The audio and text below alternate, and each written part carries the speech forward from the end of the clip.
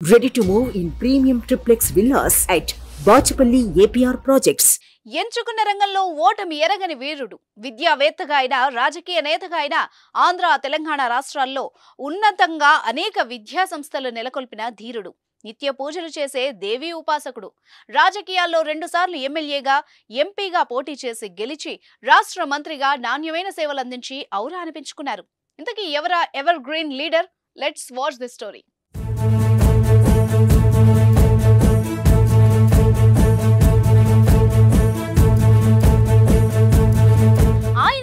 అవంతి శ్రీనివాస్ కృష్ణా జిల్లాలో పుట్టి వైజాగ్ లో స్థిరపడ్డ ముత్తంశెట్టి శ్రీనివాస్ అవంతి ఎడ్యుకేషనల్ సొసైటీ ప్రారంభించి తెలుగు స్టేట్స్ లో పలు విద్యా సంస్థల్ని నెలకొల్పి విజయవంతంగా నిర్వహిస్తున్నారు.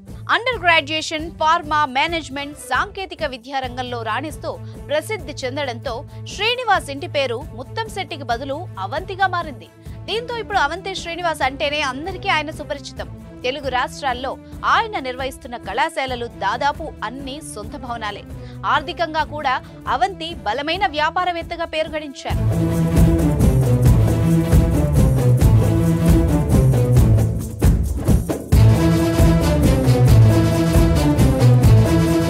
విద్యా వ్యాపార రంగాల్లో రాణిస్తున్న అవంతి 2009లో రాజకీయాల్లోకి ఎంటర్ అయ్యారు. అప్పుడే ఆవిర్భవించిన ప్రజారాజ్యం పార్టీలో చేరి తొలి ప్రయత్నంలోనే రాష్ట్రంలోనే అతిపెద్ద నియోజకవర్గంగా ఉన్న భీమిలిలో గెలుపు జెండా ఎగురవేశారు. ఉమ్మడి ఆంధ్రప్రదేశ్ శాసనసభలో అడుగుపెట్టారు. విజయవంతంగా 5 ఏళ్లు పూర్తి చేసుకుని ఆ తర్వాత టీడీపీలో చేరి మళ్లీ భీమిలి నుంచే పోటీకి సిద్ధమవుతున్న సమయంలో అవంతిని అనకాపల్లి ఎంపీగా పోటీ చేయాలని పార్టీ కోరడంతో అక్కడి నుంచి పోటీ చేసి గెలిచారు.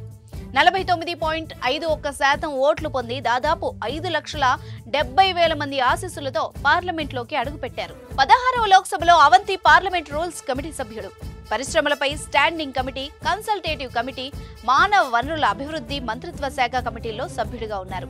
5 ఏళ్లలో రాష్ట్ర ప్రయోజనాల కోసం పార్లమెంట్లో అవంతి చేసిన కృషి అందరి ప్రశంసలు పొందింది.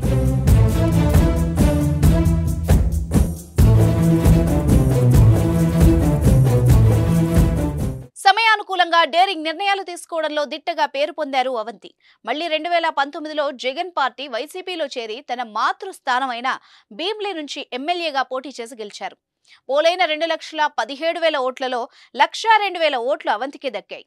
వైసీపీ ప్రభుత్వంలో టూరిజం, స్పోర్ట్స్, యోజన శాఖ మంత్రిగా పనిచేసి మంచి పేరు సంపాదించారు.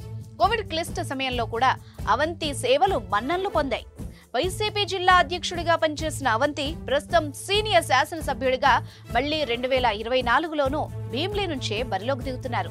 అవంతి శ్రీనివాస్ ఈసారి ఎన్నికల్లో తన రాజకీయ మిత్రుడు గంటా శ్రీనివాస్ పైనే పోటీకి దిగడం విశేషం.